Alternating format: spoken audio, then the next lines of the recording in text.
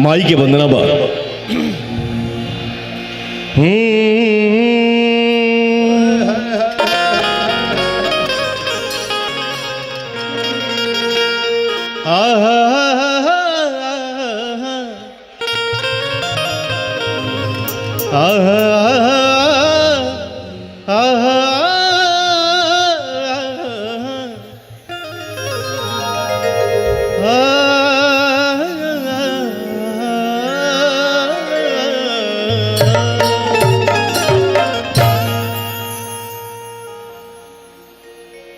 ओम जयंती मंगला काली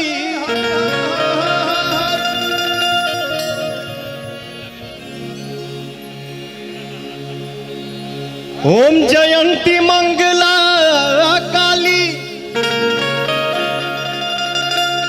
भद्रकाली कपालिनी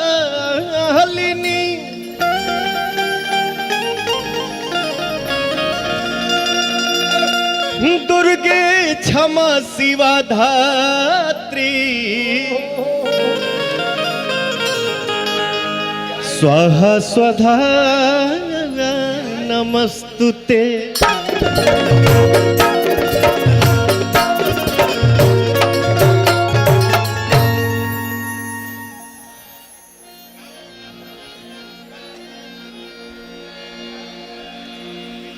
मंच के सामने हमारे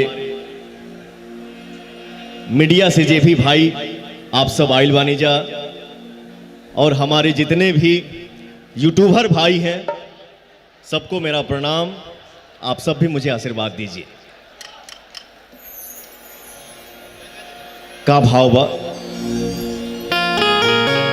हर गंगा जी नहाई बोए मैया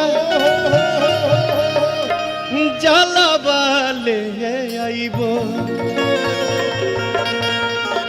मर्यादा पुरुषोत्तम राम भगवान श्री राम के नगरी में हमने के आइल बानी जा भैया। बड़े सौभाग्य से आवे के मौका मिलल बा।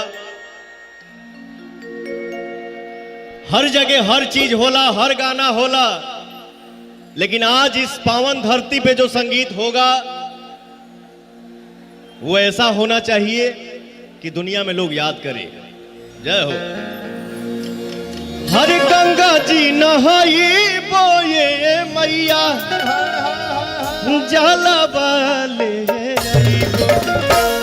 अंगना लिपाई बोए मैया जाला साधा रहीबो। लिपाई बोए मैया काला साधा रहीबो।